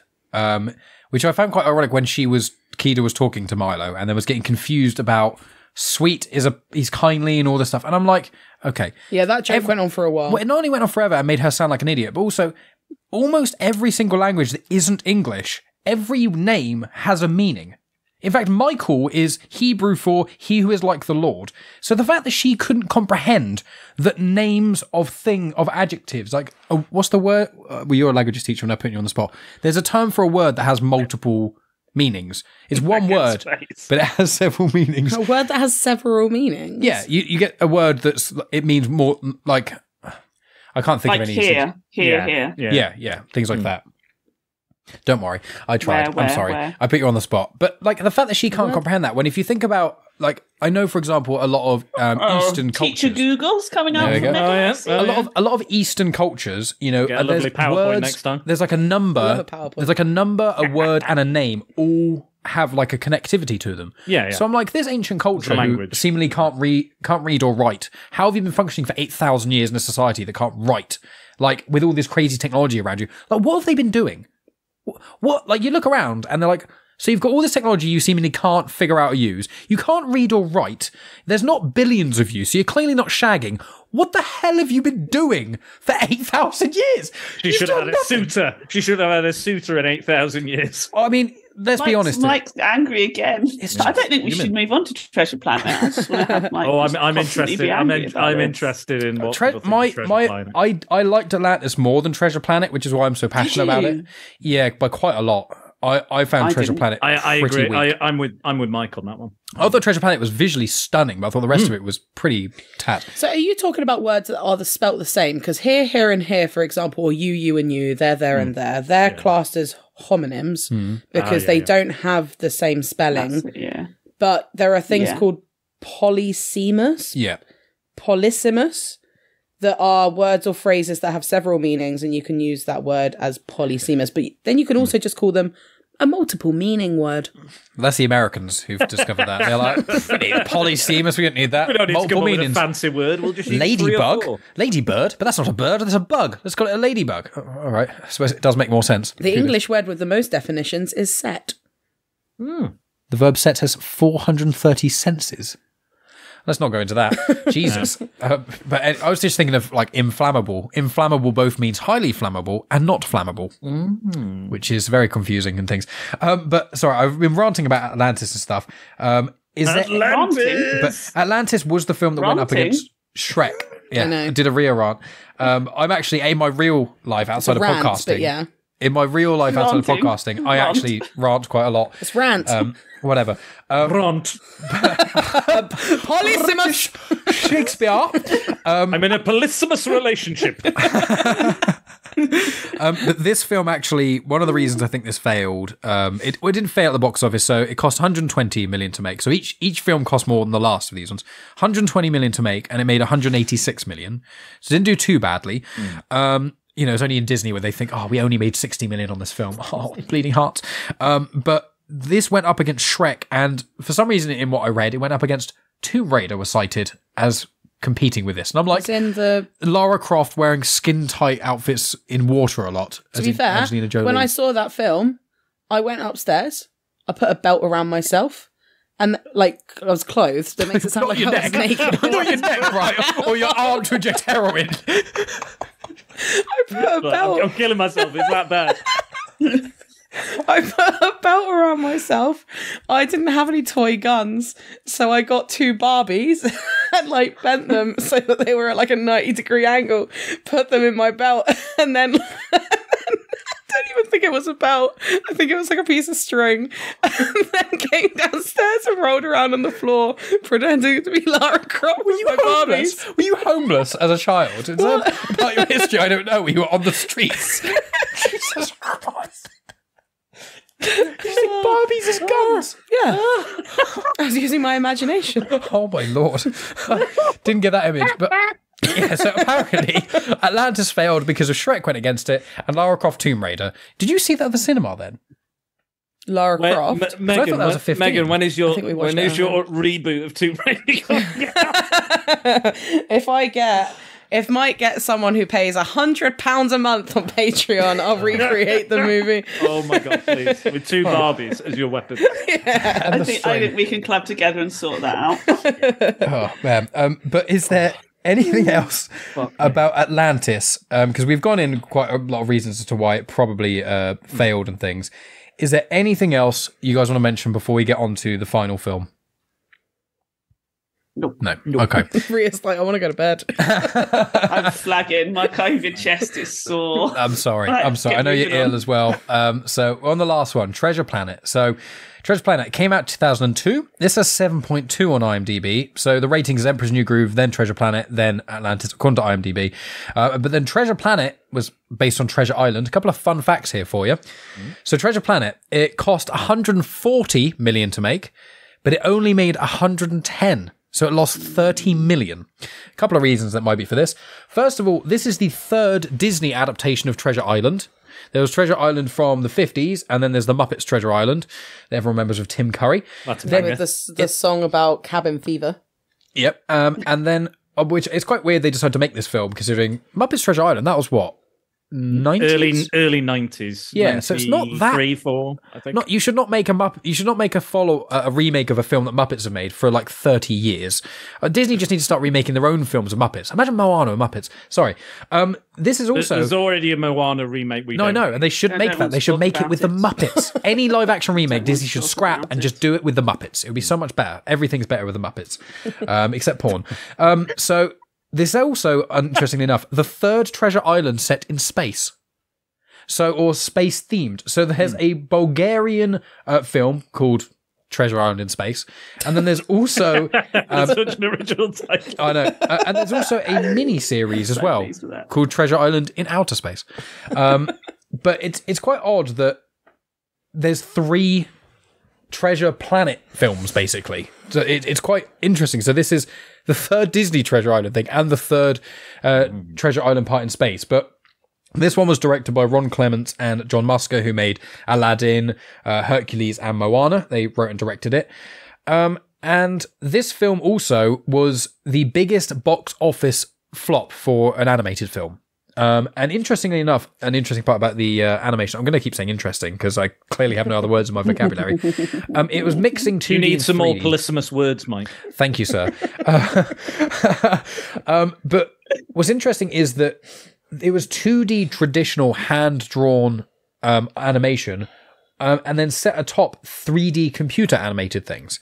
So it was this... Oh, that will explain why the robot's eyes were so cool. Yeah, so all the robots in this film are 3D, and all the ships and everything is 3D, but almost all the character models are 2D. And this was the first film to do that, and this was kind of a weird point in Disney where the creators were like, we don't want to lose everything to 3D animation like we are doing with Disney Pixar stuff, but our 2D animated films, like the ones we just mentioned, aren't really landing like they used to. So they were trying to kind of merge it together. And what ended up happening is it cost them a fortune and they didn't make them a lot of money. So with Treasure Planet, Megan, did you want to say anything about this? Do you want to start us off? I'm pretty sure I saw this at the cinema. So it was 2002 this came out. So you'd have been, what, 8? 7, 8? Well, you were born in April 1994, so I would imagine near at 8. Yeah. Quick maths. I'm pretty sure I saw this at the cinema. I definitely had seen this before because there were elements of it that I was like, I recognise this. Yeah. Like the snippy snip when he cuts the... Oh, the guy with the claws. The spider. The spider guy. The spider with crab claws. When he kills Mr. Arrow. Yeah, that I recognised. And now that you've said Mr. Arrow out loud, loads of the characters' names, I was like, I recognise them. Obviously, he's Snippy, the same Snippy name. Spider-Man, you know. Snippy Spider-Man. Mr. Arrow is the same name Scary as... Lobster Man. It's the same name as the guy from Treasure Island, Muppets Treasure Island. See, I can't remember Muppets Treasure Island apart from... He's called Mr. Arrow as well. Yeah, so Jim Hawkins is the name of the character. Long John Silver is the name of the character. So they've carried those character names across. I enjoyed it. I must say, so we watched both Atlantis and Treasure Planet yesterday after my birthday night out. So I was quite hungover yesterday. We watched the rest of Treasure Planet like just before. It was like the last podcast. 10 minutes. It was I was like I'm tired, and then we watched like literally 15 minutes of the film left. The thing is that I knew what was gonna. First of all, I had seen it, and it's been a long time, so I didn't really remember it that well, apart from like little snippets, like Snippy Spider-Man. But it's Treasure Planet, like it's Treasure Island. You know, like I've seen the Muppets movies, those films. My brother and I watched so much when we were younger. So Muppets Christmas Carol, Muppets Treasure Island, we watched a disgusting amount of times. So it kind of takes a little bit of the enjoyment out for me because I knew exactly what was going to happen. Like basically, like from start to end, I knew I what was couldn't going to remember happen. at all because I've only seen Muppets Treasure Island once or twice. You watched Muppets Treasure Island for the first time with me. Have we watched it together? Yeah. Yeah, and you hated the song about cabin fever. I need to stop drinking, Jesus. I don't drink very much, but clearly I seem to whenever we watch these films. But I thought this film, funny enough, kind of the opposite that Atlantis had. I thought this film was so slow and it took so long to get going. And I was so uninterested the whole time. And then the last half hour was banging. I thought once the robot got into it, played by Martin Short, that's when I was like, it's really picking it up. That robot was like, and I was like, the animation, as soon as he came into it, I was like, that looks phenomenal. 21 years later, it still looks so good. And the humour was great in it from him. I wrote down humour, and I've literally written down little to none because there were no jokes for the first like hour, apart from Dr. Doppler just being weird and awkward. And then that the dog fart being the dog man, the dog man, the dog man made from a human. When a human man, we get a dog baby. We get a dog baby. We did get a dog baby in this. One dog baby. All other cat babies. But and then that's what I should just put that up. Yeah. I should just put that up. This is what happens. Yeah. And then there was a weird fart creature, and I was like, and it was like a creature who's like from Flatula or something. And I was like, oh, for Christ's sake. Big ball of farting tits from outer space. Yeah. And I was like, this is pathetic. But then as soon as Ben came into it, he was funny, great lines, really entertaining humour, and quite the little bit of darkness. Because like, this is actually quite a tragic character, but it's very humorous to watch him suffer. I like to see myself as a Jim Hawkins, but I know in fact I'm a Ben. I am loud, I'm irritating, and I have memory problems. Like that is me. And you got abandoned on a planet for several years and don't know who you are anymore. I've been abandoned many a time on a distant world. But I think that is such a wonderful character, and I was just kicking myself going, where the fuck has he been the entire time? Yeah, he should have been it from the start. He should have been like found in a cupboard somewhere, and then him like Jim kind of vaguely rebuild him, and then him kind of that would have been so much cooler. Than... Bit too much like Star Wars, Mike. I'm afraid. I was going to say I don't want to watch Star Wars when I'm watching this film. How very dare you? I don't want that. I want to say that Ben is way better than C-3PO. I want to clarify. Ben was much funnier than C-3PO, apart from Rise of Skywalker. Weirdly enough, but arguably the worst Star Wars. We're not film. talking about Star Wars. But C-3PO was hilarious in it. Don't know what was going on there, but I loved Ben. I thought he was great. I'm gonna say something as well. Like going on, I know Rhea had some issues with the feminist angle in Atlantis. I think the feminist angle in this, the lack of.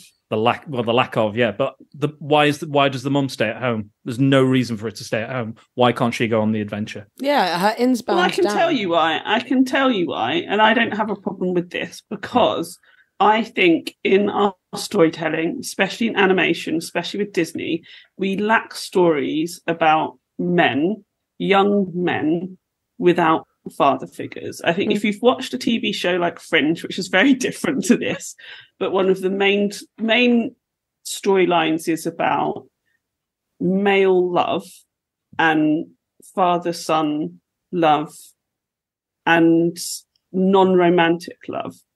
And I think that's a really important topic. And that's why I really like this film. I genuinely didn't think I was going to like this film when it started.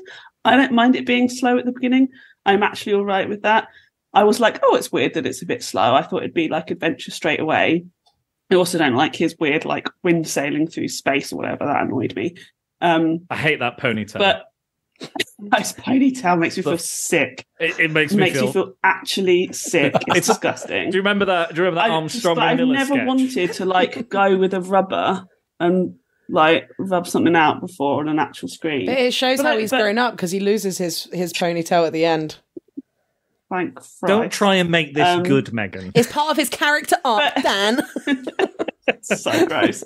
But I think it's really unusual to see these stories about a boy finding love that's not romantic love and finding his place in the world. And I think they're really important stories to be told. And I find it really interesting that I couldn't think of another animation where it's a male protagonist where that kind of happens. Atlantis.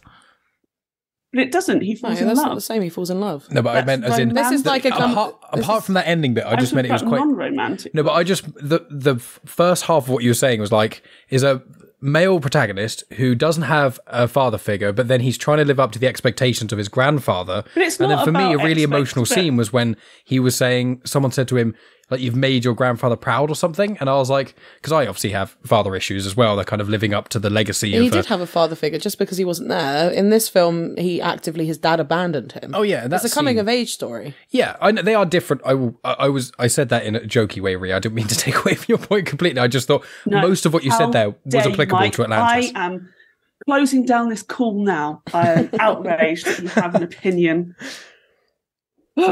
Typical Mike talking over someone else with an opinion. No, I already think Atlantis is interesting that it has a male protagonist, but again, it ends up being a romance, and I think that's not great. And romance, as you said, he is the white savior, and I just think, oh, that's a missed opportunity. Whereas here, there's none of that, and Jim finds something from everyone. I think it's not subtle storytelling. Do not get me wrong. I'm not saying this is like the pinnacle of screenwriting or anything like that. But I think for a kids' film, that's another action adventure film. I think that's really important. Does this make this the greatest film? No. But for me, I was actually quite blown away at how sensitively it was handled, and I was not expecting it. I've seen this film maybe once before a long time ago and didn't really like it. And I was surprised at how much I liked it this time and how much that resonated with me. And I do think it is disappointing that his mum didn't go. In my head, I actually thought that she did when I was watching. I was like, oh, yeah. I forgot they got an adventure, and she doesn't. And yeah, it is a little irritating, but I also think it's okay to have a story about him and making his connections outside of that world.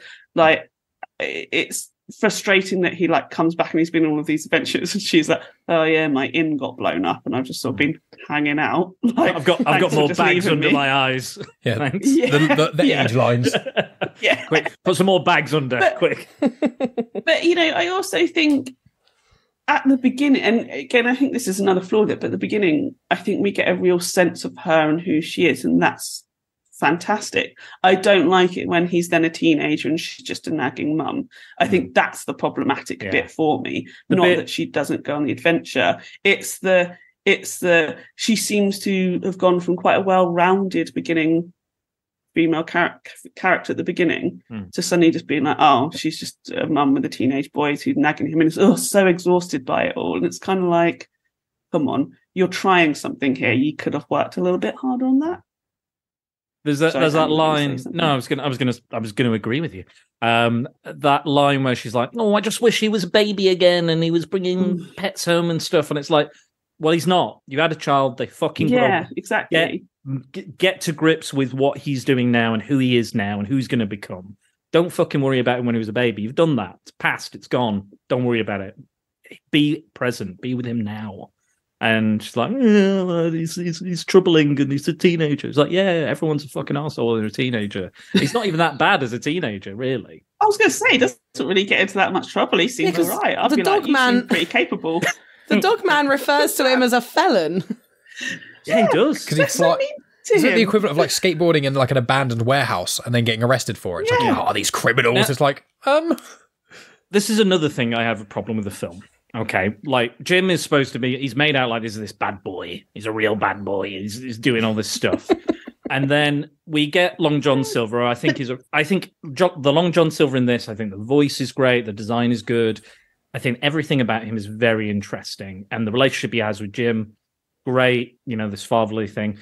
The issue I have is a bit like the issue I had with Mulan 2.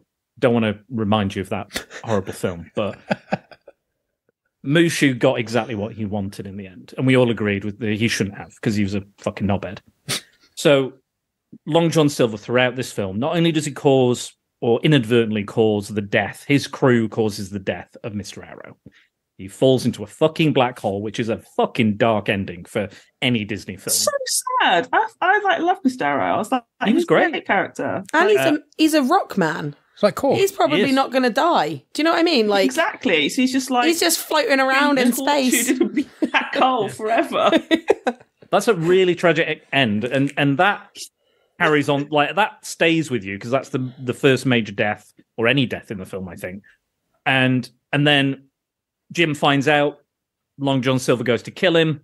Still going to kill him. Planning to kill him. Will kill him for the map. Continues to want to kill him, and then right at the end goes, "Oh, you're all right." And then not only that, when they say he's going to prison, he's like, I'm a pirate. What are you gonna do?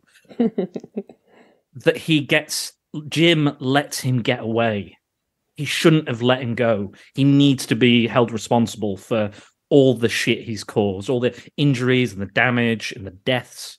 The fact that Jim lets him go, Jim is now responsible for everything he now goes out and does as a pirate, as a space pirate. That's my issue with it. But you gave him morph, so that makes up for it, Dan.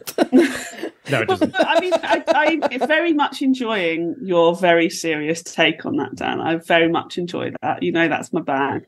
But I do kind of agree. But that's the first part of one of the things that annoys me about his character. Not that he gets away with it, but it's sort of, I think that for a story that's telling you something strong about male relationships, it's not like the end of Point Break, right? It's not a powerful Point Break moment. No spoilers for Point Break. If anybody hasn't seen it, please go and watch it. It's amazing. You know, it's not, you don't have that. I can't believe I'm comparing this to Point Break, but you know, you understand why a character does what they do at the end of Point Break.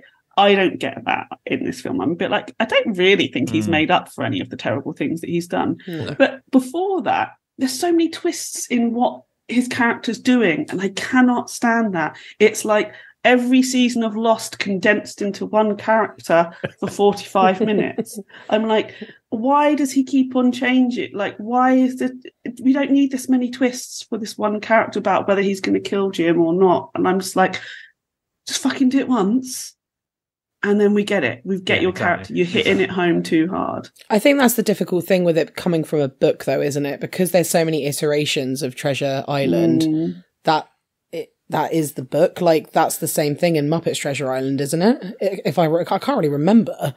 I remember Long John Silver being bad, and I think he survives. Yeah. He becomes Dr. Frankenfurt, doesn't he? He becomes a sweet transvestite. But it's. I found the same thing with this film. It is annoying. Because I don't remember. For me, this was like watching a new film because I remember nothing about Treasure Island or anything like that, and I was like, I thought that it's weird with this film. I think this film had some of the best designs of anything. I thought the ships, I thought they were incredible, very original. I mean, Atlantis had a lot of cool stuff, but this was like, it looked phenomenal. The Long John Silver's character, his eye thing, when you got to see through that lens a little bit, his whole arm machine thing, I was like, genius. But one thing I couldn't get on board with, no ship pun intended, was that the pacing was so off for me because I was just like, from the very start, you are told Cyborg is bad. So you go, and I was like, oh, he's going to get confused. He's not going to be bad. But then you immediately see him do loads of bad stuff. And it's like, okay, so there's no twist because what's happening is you've just got this really inconsistent character. And I was like, I don't know how I'm meant to feel about this character because I certainly don't like him. And it's, as you say, every 5 minutes, he's like, no, I'll kill him. No, I won't actually. No, I will. No, I won't. Yeah. But I will. And you're like, what is going on here? Why? Like, just why? Like, and I was so dumbfounded by it all. And I was like, the character didn't seem to work. I feel like if you it almost felt like you had two separate characters and you've just kind of merged them together. You've got like a father figure. Like a cyborg. Ah, very nice. I feel like what would have maybe worked better is if Mr. Arrow was like a father figure instead. 100%. And then it became like a pseudo revenge story. And then maybe Long John saw what was happening to Jim, his pursuit of revenge. He was like, maybe Jim got really wounded and had his arm amputated or something. And then he's like, oh no, you're becoming me. I need, Star Wars reference, I need to stop you making the mistakes I did. And I was like, stop bringing it back to Star Wars. I know, I've said that because I realised as I was saying it, I was like, someone's going to make the Darth Vader connection there. But that's what I thought. I thought Mr. Arrow could have done that better. But instead you're like, Jim, like, I also feel like with Jim, the dad leaving, I thought the scene where the dad left was kind of strong when it started. But then when he was literally chasing his dad down to the boat, it went on for ages. And I'm just like... And there wasn't even like a turnaround. Like the dad didn't even look back. The dad just walked away. And I was like, you have to be like a next level. And this is Ria's favourite word, trigger warning for friends who are sensitive to language. You have to be a next level cunt to have your child, 3 meters away from you as you're walking down the longest fucking road ever. And you're literally a child running after you, calling to you, and you won't even turn around and look. And then you get on this boat thing, and we saw how long the launch sequence took for the other boat, but somehow this ship, as soon as he steps on board, it's like, the plank's up and he's gone. And I'm like, so he left because of issues with the mum, maybe, but he didn't like leave in the middle of the night and the son woke up and he was gone. The son woke up and was calling to him and chasing after him. And he's like, nah. I'm not even going to acknowledge. I'm not even going to tell you that I had issues with your mum or that I'm just a prick. It was like when someone's like talking to you and you're just looking away, just like a child. I tell you, Mike, but men do that a lot. That's like somebody who worked at a children's agency. Men do that a lot, but fair. I appreciate that you. But I just, you're like, for me in that film, no I was man like, would do that. And I'm like, well, I don't think no man would do that. I said next level cunt. I do. Why was he there for so long? Like, surely. For me, it isn't consistent. If he was like an abusive dad or an abusive partner, it seemed like his dad was... That's not the point. You don't need to know why he left. No, I know. Just need to know but for me, it was inconsistent because it was like the dad seemed seemingly perfect because when you get the starting scene, when you don't see the dad, but the mum's there's no mention the dad's a prick. Nothing. And then just no mention of the dad. Yeah, just suddenly, when the kid's like, 10-ish, the dad's just gone with no explanation. I know in real life that does happen, but for me, I was like, this is really... It felt like a part where there was more of a story to tell or reason, and they were like, let's not do that. Let's play this really bad song over it. Or not a bad song, but a song that just didn't fit. Really the music in this film. It feels like they chose the music before the film was made. Yeah. And every time a song played, I was like, this feels so 2000s.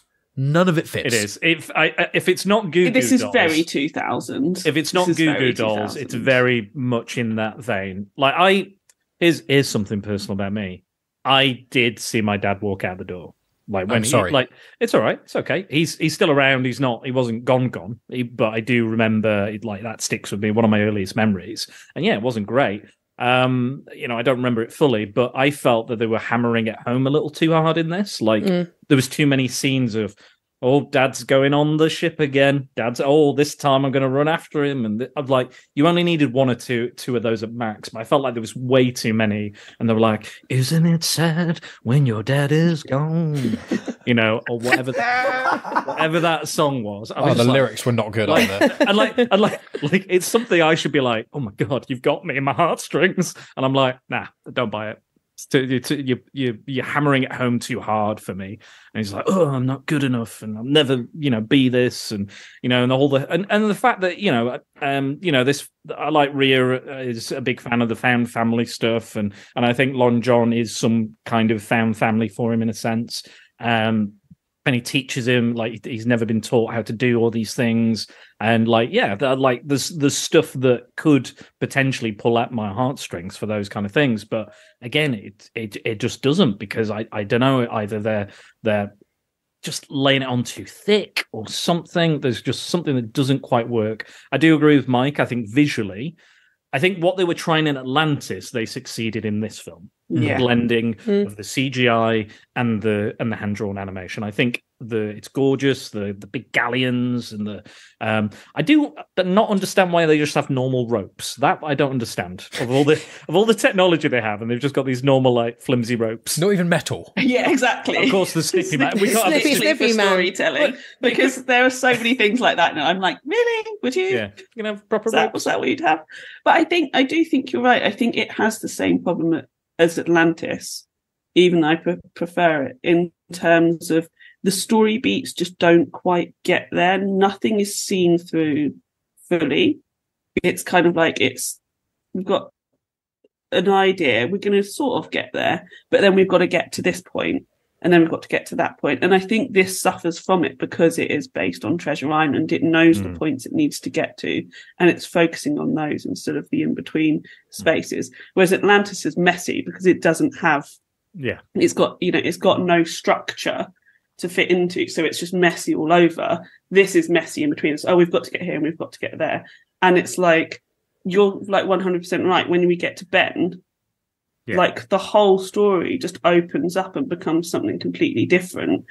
And it's like, why is that story beat so late on in this film? Like in the last it's really close to the end. It's just like, okay, you've made a choice there. Well done. I mean, it's not what I would have done, but sure, go for it. Like, the best character, save it until the very end.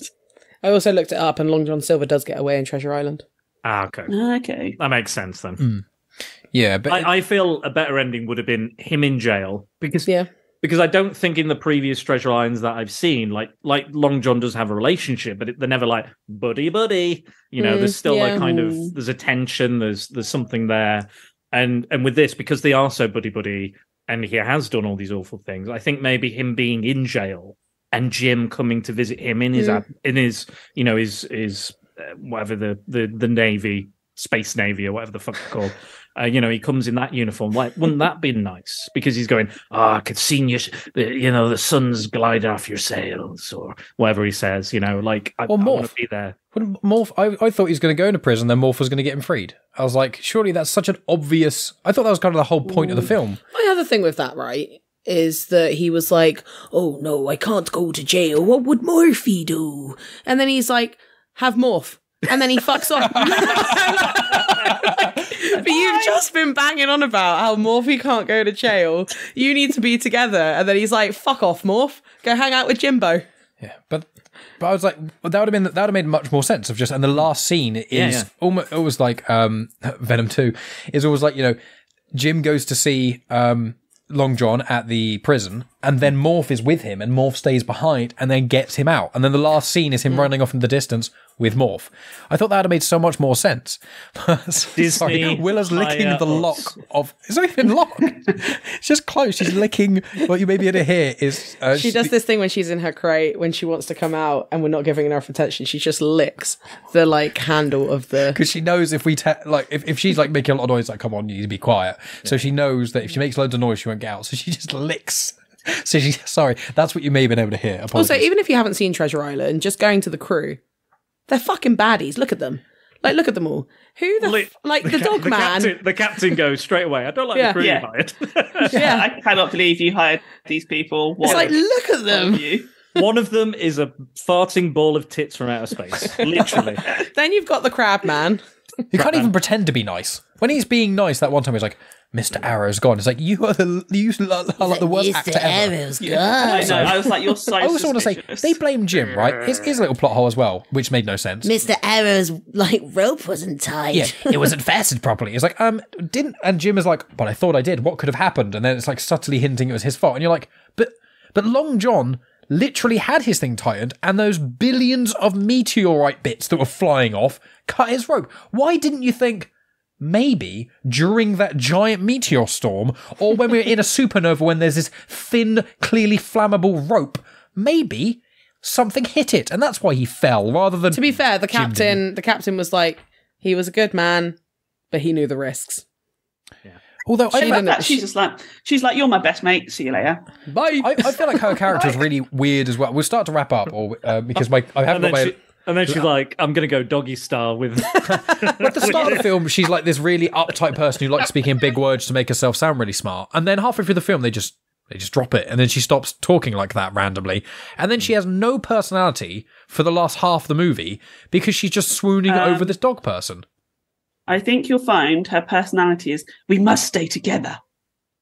You must not do that, Jim. And like, my arm she says hurts. it like 500 times. It's like, my arm. Is that an arm? it. I think it's an arm, isn't it? It is, doesn't it? And just, I was like, I fall in love with you, dog man, who is quite frankly, really, really annoying and very jarring. But because I like the dog man. because you've vaguely taken care of me for about 2 hours, now I'm going to have babies with you. It's like, Florence what? Nightingale effect. Florence Nightingale. I know, but it's that kind of trope where you get this really uptight woman who's like, I'm a businessy. It's like a Hallmark movie. I'm a businesswoman. I'm serious, McGarry serious. And then it's like, I'm a goofy man who can see through all that. And then it's like, I love you. Goofy. It's like, what is happening? Even looks like Goofy. I mean, first of all, that was fantastic, Mike. I absolutely loved that. You should be writing the characters in this film. That was amazing.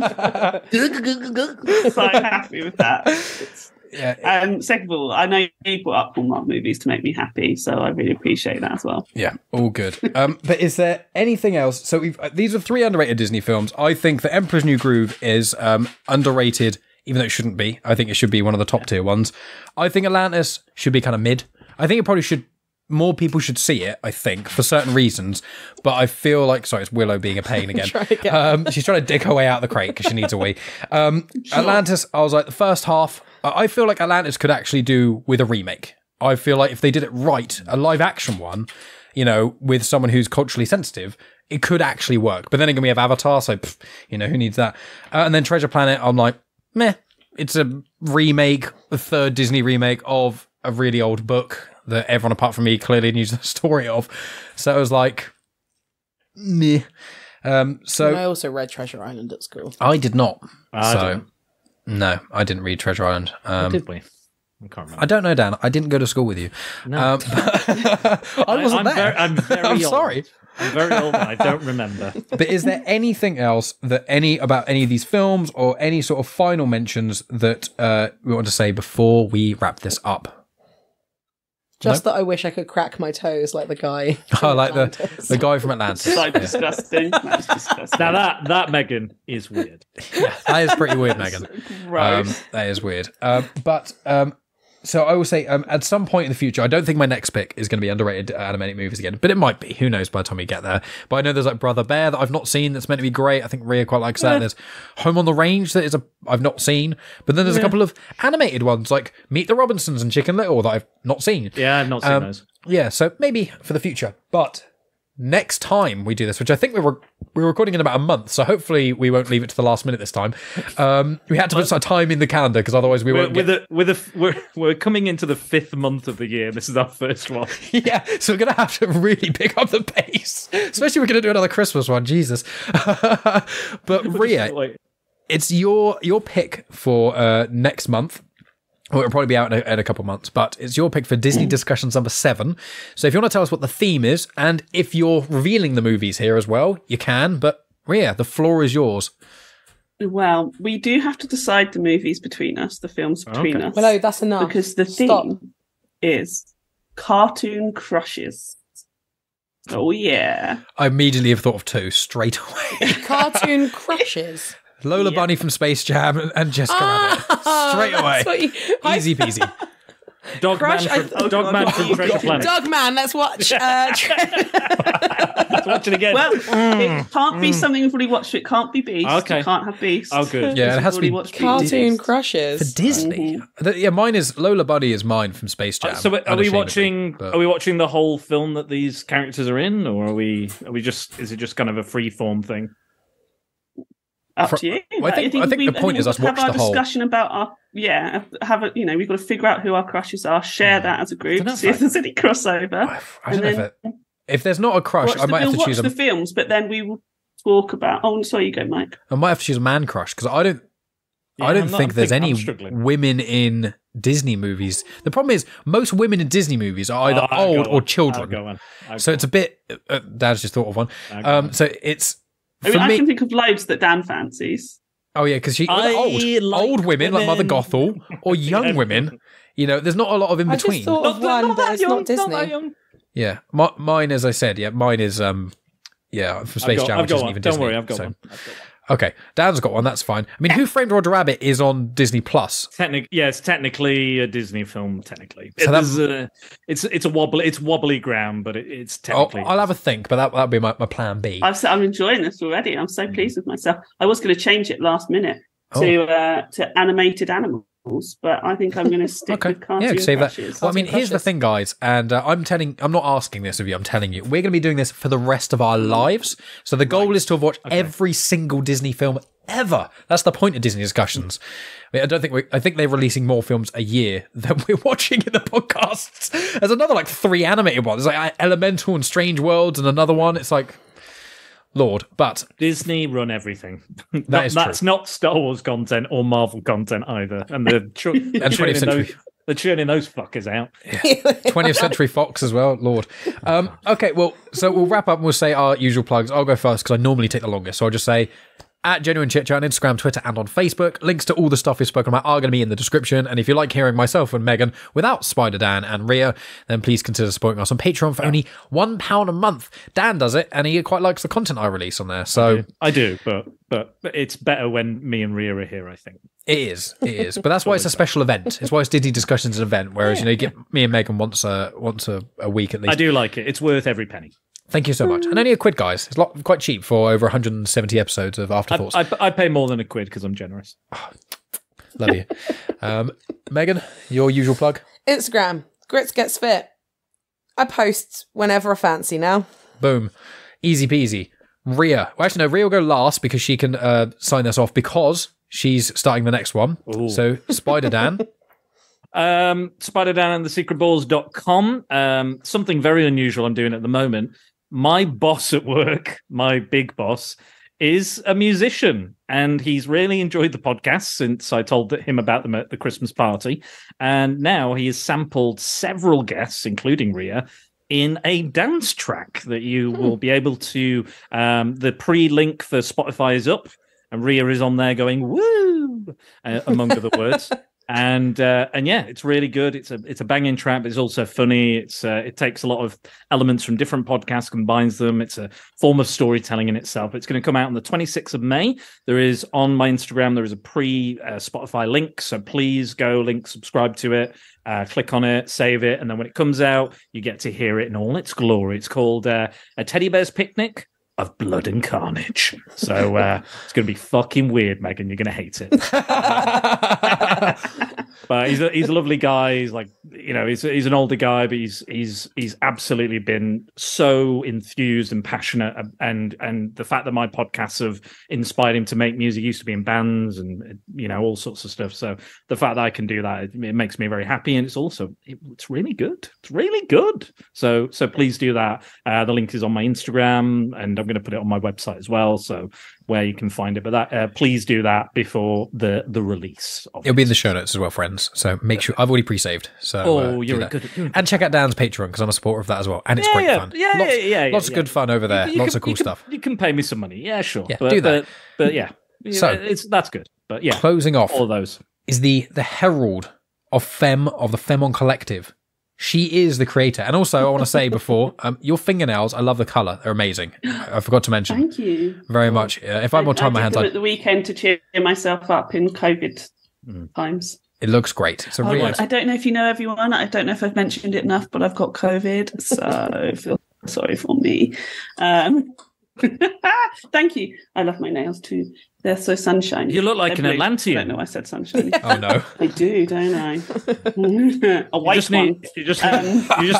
You need huge breasts that aren't supportive and very skimpy swimwear. and to be able to speak every single language because the root of Atlantean somehow means you can speak every language. They had 8,000 years to learn every single language that exists. Forgotten how to but couldn't write own. anything down.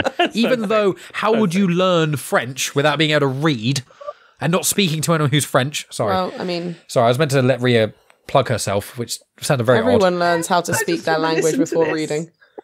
Yeah, That's literally how you learn a language. Not when you're 8,000 years old, no one around you speaks the language. How can you learn French if no one around you speaks French and there's nowhere to read?